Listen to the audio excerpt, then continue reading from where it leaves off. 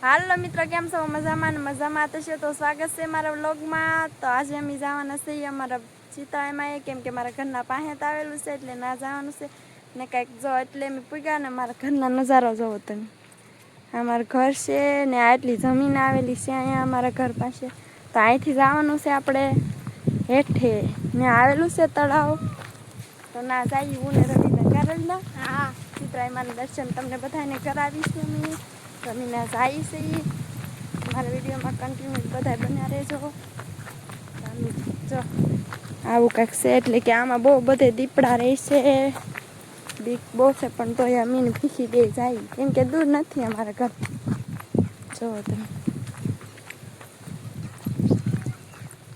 જો આ છે અમારા ગામનું તળાવ. તળાવમાં પાણી તો નહીં પણ તળાવ બનાવેલું છે, પાણી ભરાતું નથી તળાવમાં. તો જો અમારા ગામનું છે તળાવ. કેવું લાગ્યું તમને જરાક કમેન્ટ કરજો. અને અહીંયા આવેલી છે ખોડિયારમાંની ધાર. જો બતાવું તમને, અહીંયા આવેલી છે ખોડિયારમાંની ધાર. પેલો વડલો દેખાય ના કારક જઈશું તો બ્લોગ બનાવીશું. તો આવી જશે અમે ફાઇનલી તળાવમાં થોડાક આગળ વધશું ના દેખાય રહે ચિત્રાલયમાં ડેરી. તો મારા વિડીયોમાં બના રહેજો બધાય. તો ફાઇનલી મિત્રો અહીંથી જવાય ગામનો ડેલો છે તી બાજુ જવાય. આમ જવું હોય તો ગોપનાથ જવાય ને આ રસ્તો છે અમારા ગામમાં જવાનો. એટલે અમે અહીંથી વળતા નથી પણ આ રસ્તો ગામમાં જાય ને આ જો ટાવર અમારા ગામનો ટાવર છે.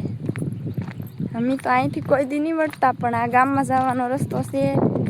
તો અહીંથી ઘણા લોકો વટે ને અમે કોઈ દી વટતા નથી.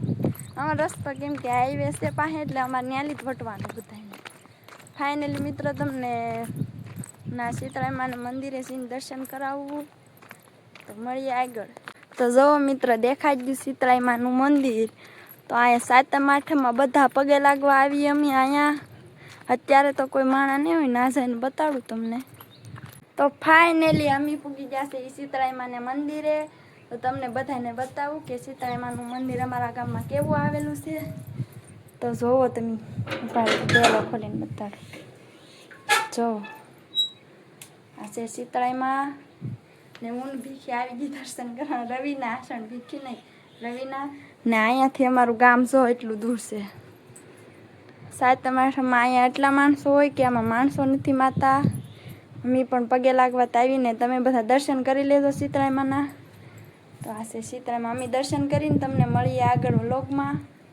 તો મિત્ર અમે દર્શન કરી લીધા ને સાંજલો પણ કરી લીધો છે. અહીંયા કંકુ હતું એટલા માટે મેં સાંજલો કરી લીધો છે મેં ને રવિએ. તો અમારા ગામનું તળાવ છે. તો પાણી વરસાદ આવે પણ ભરાતું નથી.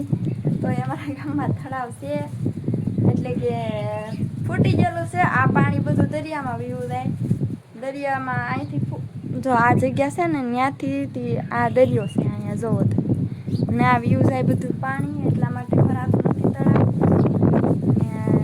જો તમે મારું ઘર આવેલું છે તો આ બાજુ આવેલું છે મારું ઘર ને ઓલું ઘર વિશુનું ને અમારું ઘર આ બાજુ આવેલું છે આ જગ્યા ઉપર.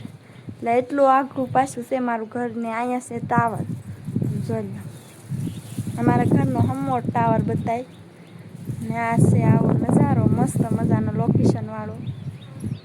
તો મિત્રો મારા વ્લોગ તમને કેવા લાગે છે જરી કોમેન્ટ કરજો. કેમ કે વ્લોગ બનાવતા આવડતું નથી છતાં એ વ્લોગ બનાવું છું કે મને તો હજી નવા ક્રિએટર કહેવાય એટલે અમને આવડે નહીં. તો મિત્રો તમે જેમ બને તેમ મારો વિડીયો શેર કરજો, લાઈક કરજો, ફોલો કરજો ને સબસ્ક્રાઈબ કરજો. ને ઇન્સ્ટામાં નવા હોય તો મને ફોલો કરી લેજો. કેમ કે ઇન્સ્ટામાં મારે 10K છે તો એમાં જ એમ સપોર્ટ કર્યો ને એમ જ યુટ્યુબ ચેનલમાં મને સપોર્ટ કરો ને તો જેમ બને તેમ હું આગળ વધી શકું. તમારા બધા સાથ અને સહકારથી તો હું આગળ વધીશ ને તમે મને સાથ નહીં આપો તો હું આગળ નહીં વધી શકી. તો તમે બધા માનતા હોય કે હું આગળ વધું તો મને યુટ્યુબમાં સબસ્ક્રાઈબ કરી લેશો ને લાઈક ને શેર કરવાનું ભૂલતા નહીં. જો તમે મિત્રો અમે પૂરી કોશિશ કરીએ છીએ કે હું આગળ વધી શકીશ. એટલા માટે મહેનત કરું છું ને તમે બધા મને એટલો સપોર્ટ કરજો તો હું આગળ વધી શકું. ને બ્લોગ તો મને બહુ નથી આવડતા પણ તોય બનાવું છું. બધા કહે છે કે આવી રીતે બ્લોગ નહીં બનાવો, આમ કર